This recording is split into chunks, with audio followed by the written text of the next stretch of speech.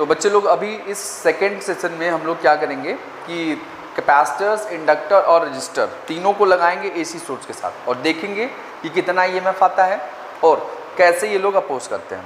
ठीक है, तो चलिए इसको समझते हैं जल्दी से और स्टार्ट करते हैं next topic.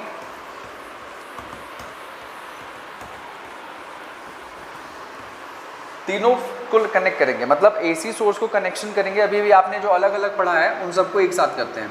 AC source connected with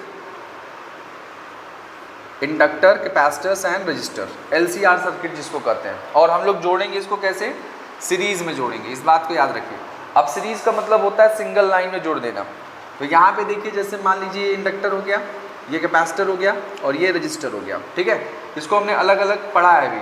और ये हमारा एसी सोर्स हो गया। अब आप अच्छी तरह से जानते हो एसी सोर्स का ईएमएफ कितना होता है, ई नॉट साइन ओमेगा टी। ये आपका इंडक्टर, ये कैपेसिटर और ये हो गया रजिस्टर, तीन तो हो गए अलग अलग। अब उसके बाद क्या करोगे बच्चे लोग, ध्यान सुनिएगा। यहाँ से आपका करंट जाएगा, तो अगर ये करंट को देखिए तो करंट तीनों में एक ही जाएगा, है ना, क्योंकि सीरीज में है। तो सीरीज में करंट क्या होगा, सब में सेम होगा, राइट। तो करंट सब में सेम होगा। ठीक, तो अगर करंट सेम होगा तो फेजर डायग्राम के बारे में इसको सोचना है। सबसे पहले यही सोचना है कि इसका फेजर डायग्राम क्या होगा। चलिए स्टार्ट करते हैं समझना, ध्यान देखिएगा।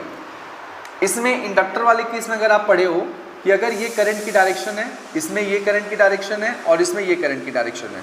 करंट की डायरेक्शन हमने तीनों में सेम रखा। अब क्यों बोल रहे होंगे कि क्यों सेम रखा भाई, इसलिए सेम रखा क्योंकि करंट तीनों में, चाहे इंडक्टर हो, कैपेसिटर, रजिस्टर, तीनों सब में करंट एक ही जा रहा है। तो इस वजह से करंट सबकी डायरेक्शन सेम होगी। अब इंडक्टर के केस में मैंने आपको सिखाया था कि जो करंट होता है उससे ईएमएफ इंडक्टर के केस में अधिक, मतलब 90 डिग्री ज़्यादा बनता है। तो ये ऐसे बन जाएगा। कैपेसिटर के केस में मैंने बताया था कि करंट जहाँ होगा, करंट जो है ईएमएफ से 90 डिग्री आगे चलेगा। तो मतलब ये कैपेसिटर के केस में कैपेसिटर से करंट आगे जा रहा है। कितना डिग्री आगे जा रहा है, 90 डिग्री। तो मैंने इसको इधर बनाया और ये करंट इधर बनाया, मतलब इससे ये आगे है, राइट, ऐसे। और रजिस्टर के केस में क्या होगा, जिस तरफ करंट जाएगा उसी तरफ उसका ईएमएफ भी जाएगा। मतलब ईएमएफ जो रजिस्टर का होगा वो सेम डायरेक्शन में होगा। तो आई थिंक आप लोगों को इतनी बात समझ में आ गई होगी। अगर इसी फिगर को मैं बाहर निकाल के बनाऊं बड़ा सा, तो कैसे बनेगा समझते हैं। चलिए ओके, हाँ, तो यहाँ देखिए बच्चे लोग, अब मान लेते हैं कि ये मेरा करंट है, let's say this is current, ये करंट हो गया। और ये मेरा मान लेते हैं कि ये ईएमएफ है, किसका, इंडक्टर का, जो ऊपर की तरफ जा रहा है। उसके बाद रजिस्टर वाला जो है वो इस तरफ आ रहा है, तो इसको हम ईआर ले लेंगे। कैपेसिटर वाला जो है वो नीचे जा रहा है, तो इसको हम ईसी ले लेते हैं। ठीक है, ऐसे लेते हैं। अब आप सोचते होंगे सर इसको छोटा क्यों बनाए। हम मान लेते हैं कि इंडक्टर जो है वो बड़ा है और कैपेसिटर जो है वो छोटा है। इसको हम सपोज कर लेते हैं, सपोज कर लोगे या इसको इमेजिन भी कर लीजिए कि ये ऐसा मान लेते हैं आप। कैपेसिटर अगर बड़ा मान लेंगे तो ये कैपेसिटर नीचे हो जाएगा और ईयर छोटा हो जाएगा। It is up to me कि हम उसको क्या ले रहे हैं। अब देखिए ध्यान से, यहाँ पे ये ईएल बड़ा है ईसी से, ये हमने माना। तो ईएल माइनस ईसी क्या हो जाएगा, EL minus EC greater than 0 होगा, राइट। मतलब अगर मैं ईएल में से ईसी घटाऊं तो जो भी वैल्यू होगी वो 0 से ऊपर होगी। तो 0 से ऊपर मतलब कहाँ, ये 0 से ऊपर है। तो EL माइनस EC की वैल्यू यहाँ है, राइट। ये आपका EL माइनस EC की वैल्यू है, क्योंकि 0 से ऊपर, ये 0 है, इससे ऊपर, ठीक है। और यहाँ पे कौन सी वैल्यू आ गई बच्चे लोग बताएं, ये आपका ER है, ER इस तरफ है, राइट, ये ER हो गया। ओके फाइन, तो EL माइनस EC इधर हो गया, ER इधर हो गया। तो नेट कहाँ से जाएगा भाई, नेट ये हो जाएगा, राइट। ये आपका नेट EMF है, नेट EMF ऐसा हो गया। अब अगर मैं इसको कनेक्ट कर दूँ सबको, तो देखिए कैसे बन जाएगा, ये कुछ इस तरह से हो जाएगा। ठीक है, ये आपका ER, ये E, ये EL माइनस EC, तो ये भी कितना हो जाएगा, EL माइनस EC। ये एंगल जो है इसको हम फाई मान लेते हैं, ठीक है। अब यहाँ पे अगर हमें E की वैल्यू निकालनी है तो कैसे निकालोगे, अगर E की वैल्यू आपको कैलकुलेट करने के लिए कह दिया जाए कि E की वैल्यू बताइए, तो यहाँ पे आप देख रहे हो ये 90 डिग्री है, 90 डिग्री है, तो आप पाइथागोरस थ्योरम इस ट्राइंगल में लगा दीजिए और देखिए क्या आएगा। 90 के सामने वाला क्या हो जाएगा, E का स्क्वायर, ये आपका पहला साइड है ER, तो ER का स्क्वायर प्लस ये दूसरा साइड है, उसका वैल्यू क्या है भाई बताओ, EL माइनस EC का होल स्क्वायर, ठीक है। अब यहाँ पे अगर देखें तो E बराबर क्या हो जाएगा बच्चे लोग बताओ, ER का square plus EL minus EC का होल स्क्वायर, इतना समझे। ओके, तो इसको स्क्रीनशॉट ले लें, फिर हम आगे बढ़ते हैं। ओके फाइन, अब देखिए ध्यान से, यहाँ पे एक और कॉन्सेप्ट समझना है आपको कि ER, EL, EC की वैल्यू क्या होंगी। तो ये सारी चीज़ें हमने ऑलरेडी सीख चुके हैं, यहाँ पे देख लीजिए। जैसे बड़ा ही आसान है इसकी वैल्यूज़ निकालना।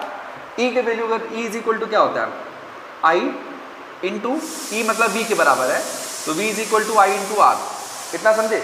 अब v को अगर मैं e के बराबर मानो तो ये e हो गया, ये i हो गया, ये r है। अब यहाँ r है तो यहाँ पे रजिस्टर वाला वैल्यू आ गया, तो e r की वैल्यू i इंटू आर आ गया। इसी तरह से अगर आप इंडक्टर की वैल्यू देखना चाह रहे हैं तो यहाँ पे करंट तो सेम रहेगा तीनों में, तो करंट i लिखेंगे, लेकिन जो अपोजिशन करने वाला फैक्टर है उसका नाम क्या है भाई? XL, यही अपोज करता है, ठीक, तो उसको XL लिख देंगे।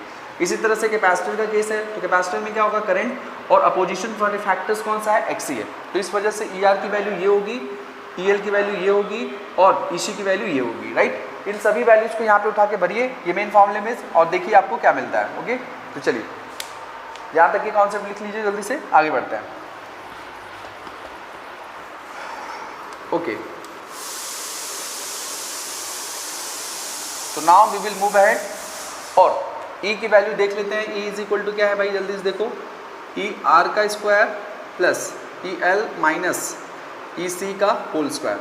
तो E R कितना है? E R की वैल्यू बताइए, I R का whole square, right, plus E L की वैल्यू क्या है भाई? बताओ जल्दी से, I इंटू XL, और E C की वैल्यू क्या है? I इंटू XC का होल स्क्वायर। यहाँ पे क्या हो जाएगा? कॉमन, I स्क्वायर कॉमन हो जाएगा, राइट, सब में है। I स्क्वायर यहाँ पे है, यहाँ पे सब जगह है, तो I स्क्वायर इधर से भी इन दोनों डब्बे में से I निकालोगे, उसका स्क्वायर करोगे तो वो बाहर निकल जाएगा। तो यहाँ पे क्या जाएगा भाई बताओ? R स्क्वायर, उसके बाद यहाँ से XL माइनस XC का होल स्क्वायर, राइट, ऐसा हो जाएगा और ये आपका E हो जाएगा, ठीक है। अब E यहीं रखने दीजिए, I को बाहर ले लीजिए। अगर I बाहर हो गया तो यहाँ पे I हो गया, राइट। उसके बाद अंदर क्या बचेगा? R square XL minus XC का होल स्क्वायर, ठीक है। अब ध्यान से सुनिए, जैसे V इज इक्वल टू क्या होता था?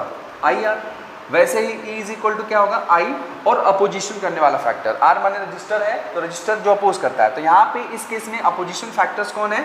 उसको हम जब तीनों लगाया जाएगा तब Z लिखा जाता है, यानी अपोजिशन करने वाला फैक्टर Z है।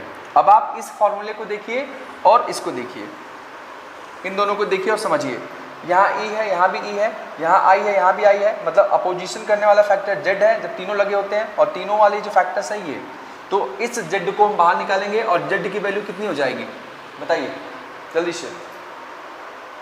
Z की वैल्यू बताइए, R square plus XL minus XC का होल स्क्वायर। तो ये जो वैल्यू आई है, this is the value of Z, और Z को क्या कहा जाता है? What is known as Z? Z is known as impedance, इसको इम्पीडेंस कहा जाता है। अब आप लोग सोचते होंगे भाई इम्पीडेंस क्या है, तो इम्पीडेंस के बारे में हम लोग क्या करते हैं, इसके डेफिनेशंस को बनाते हैं। ओके, इसको लिख लें तब हम आगे बढ़ते हैं। ओके, तो अब हम इम्पीडेंस की डेफिनेशंस को समझते हैं।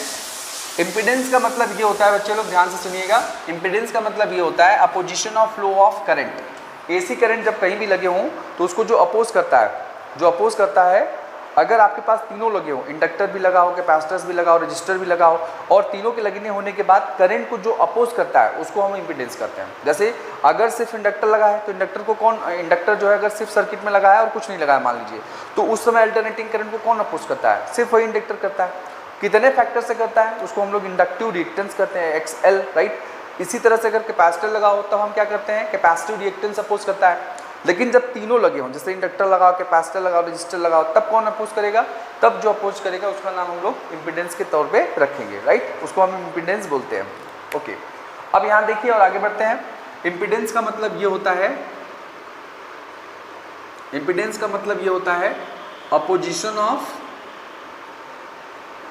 Flow of alternating current by inductor, capacitors और resistor is called impedance. Impedance का मतलब Z, ठीक है, ये इसका डेफिनेशन है। Opposition of flow of alternating currents by inductor और कैपेसिटर और रजिस्टर, या इंडक्टर से या कैपेसिटर से या रजिस्टर से किसी से भी अगर करंट अपोज हो रहा है तो हम लोग उसको क्या कहेंगे? इम्पीडेंस कहेंगे। L माने इंडक्टर, C माने कैपेसिटर और R माने रजिस्टर, ऐसे सिंबल उसका यूज कर लिए हैं। आप चाहें तो इसको लिख भी सकते हैं, ठीक है। तो Z का फॉर्मूला कितना आ गया भाई बताओ जल्दी से? R square plus XL minus XC का होल स्क्वायर, ये आपका फॉर्मूला आ गया Z का, ठीक है। ओके, तो यहाँ तक की सारी चीज़ें समझ में आई।